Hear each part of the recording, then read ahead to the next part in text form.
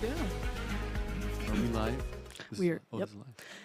Hey, good afternoon, everyone. Jessica Blum here, joining you in the 1011 Alert Center with none other than iconic Nebraska head volleyball coach John Cook, now transitioning to a different role, general manager and co-owner of the Omaha Supernovas. Their season starts tonight, but I wanted to get started on a personal note. Of course, when I see you, all I think of is your horse. How's Rev doing?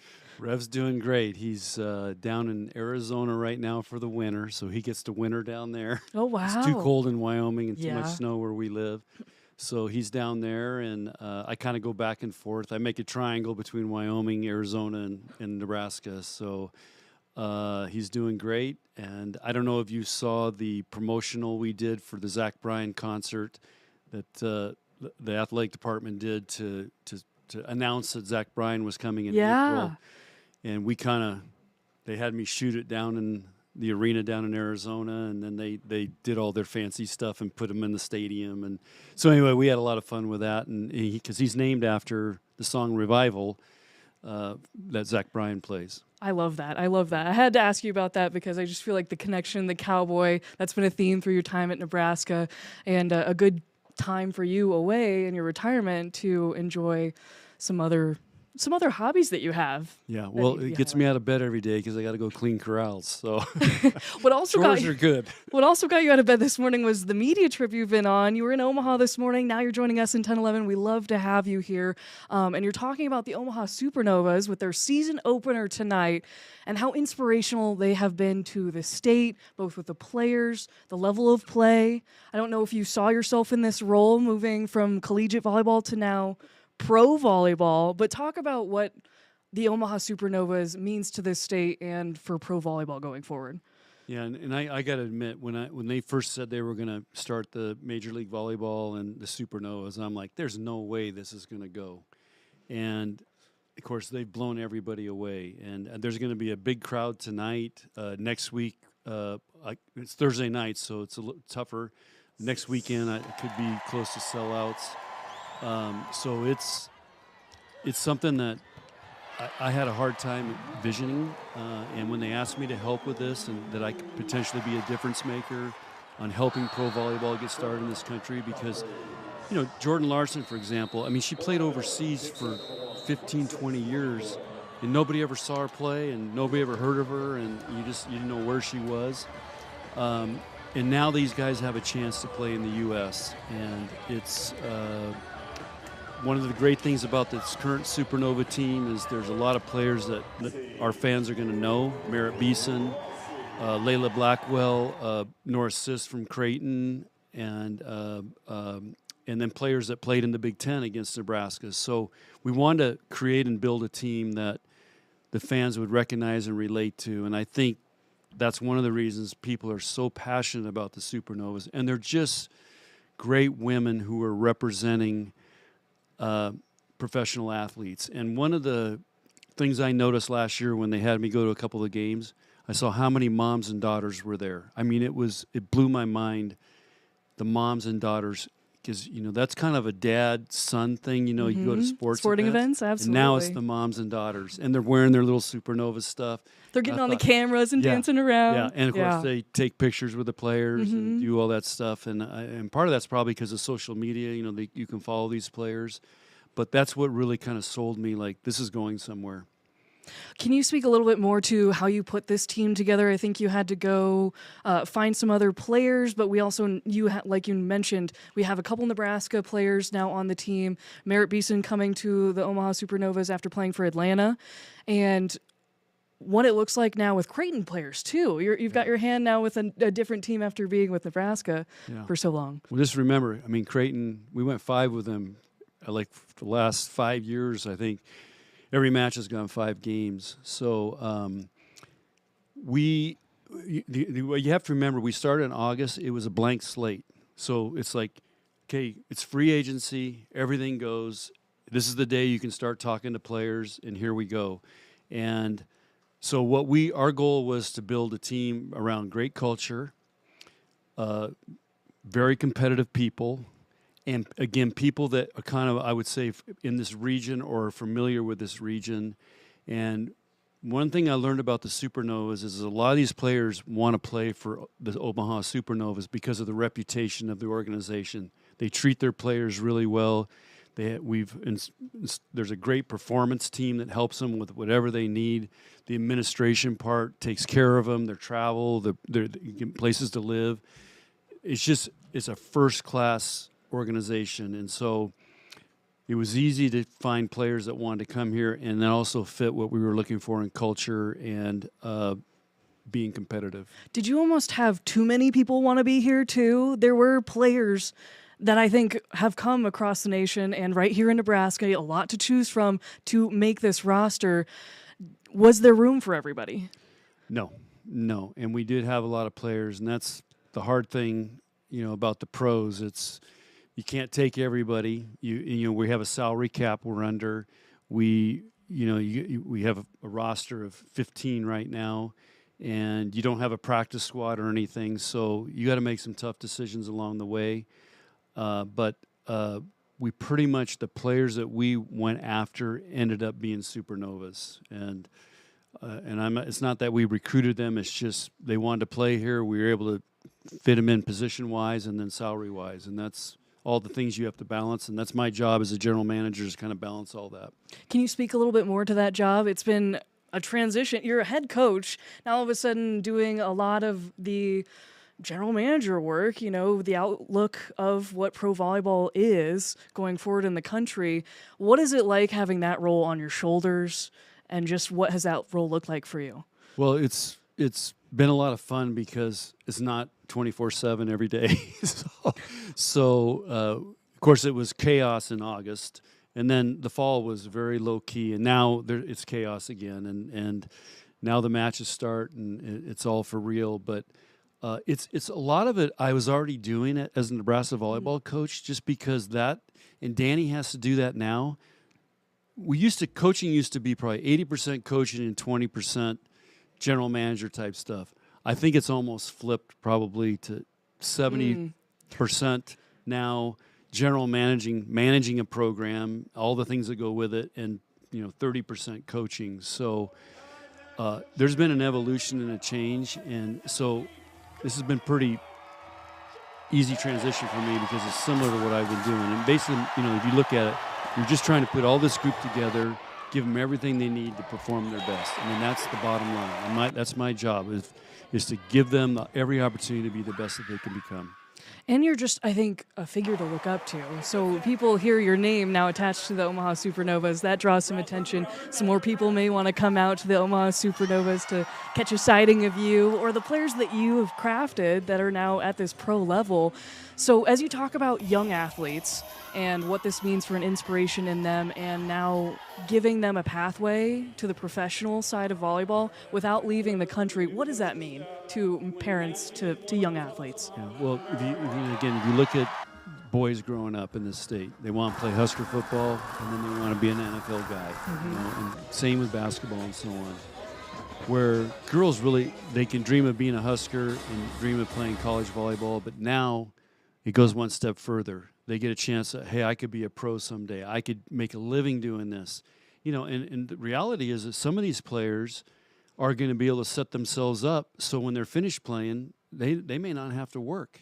And they can start families and do those things if they do it right. And this is what's so great about the pro league being in the U.S., and they don't have to go overseas and do this, because the success rate of players going overseas, which they've all had to do up until the last 2 years, has been about 50%. So about half of them come back after 1 year. They don't understand the language.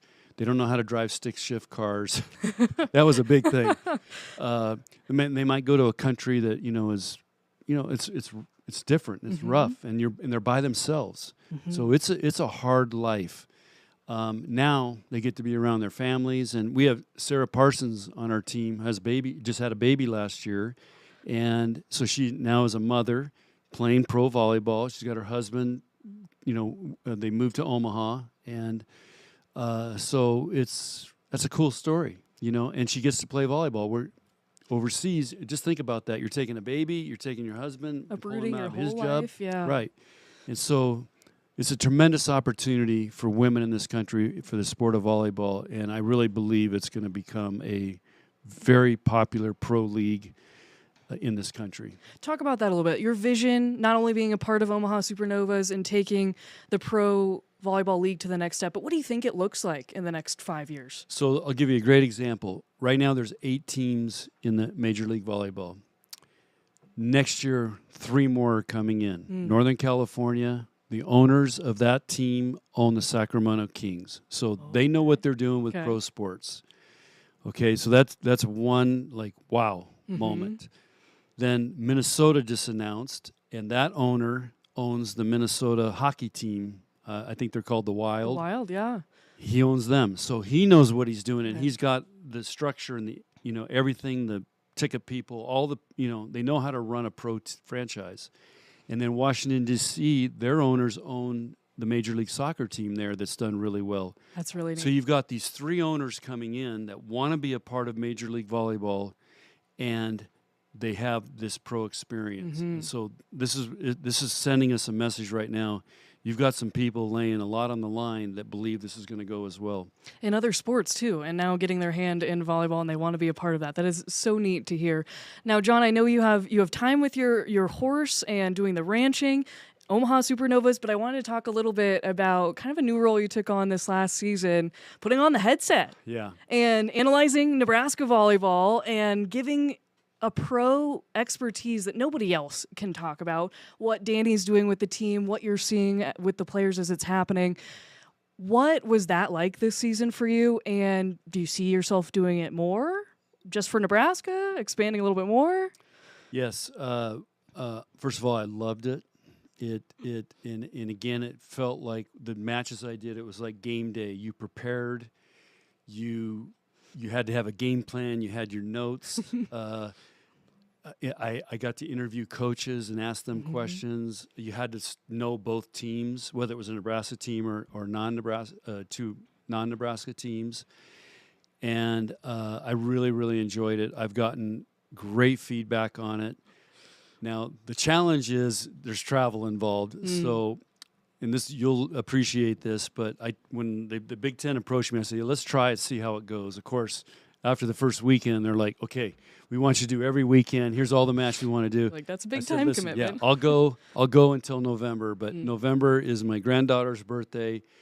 I want to be home for Thanksgiving, and there was a couple of commitments I had in November that I did it for those 2 months, but I tell you what, I missed it in November, and especially in December in the tournament, I really missed doing it.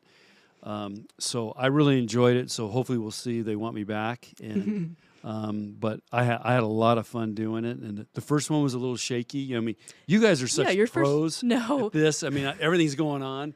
There is a lot going on. There's a lot of outside noise to tune out. That's what normally I'm focused on a match. I block everything out. Well, you got production somebody in your talking people in your ear the whole time, and there's the play-by-play guys are going, and I mean it's chaos.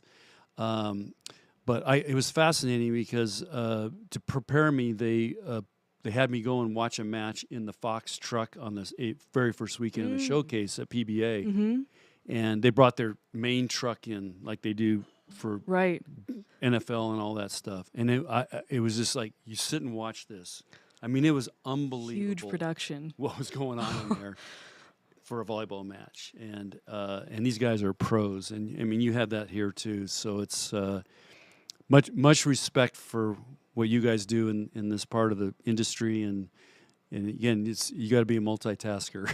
Yeah, I appreciate that. I probably gave you a different perspective to everything behind the scenes. Totally. For sure. But I had pleasure listening to you, so I hope you get on the headset again. We'd love to hear from you, especially for Nebraska volleyball, but going forward with maybe Big Ten stuff. I have one more question because we're running short on time with you. I know you have other spots to get to. I will never forget this story. Going back to almost last year, you were talking to the media about going into different communities. This was the community you went into Ord to talk about bringing the spring game there. Yes. And you were talking to an old folks home and you were talking to them about the glory days. A lot of women were talking about sandhill volleyball back in the day. Yep. But after the fact, one man in his 90s pulled you over, and you had no talk of any retirement. And he was just like, "Who's going to be the next coach?" Yeah. And you were like, "Well, that's up to the athletic director." And he goes, "No, it's going to be the Louisville girl." Yeah. And that just blew you away. Yeah. You're a man of faith. You talked about how that was probably a sign. Are there other moments in your career that stick out to you, or even now with the Omaha Supernovas, that you just feel like this is a sign, this is where I'm meant to be? With the Supernovas, it was, it did feel a little bit that way. And by the way, just, to finish that story, so I left Ord and I had to go to Atkinson to speak that night. And that's when I called Troy, was on that drive. No way. And said, Troy, I think it's time. And there was stuff going on with Danny and her contract and stuff that just also, but I just thought, and I asked some people, I said, why would he ask that question? How would he know?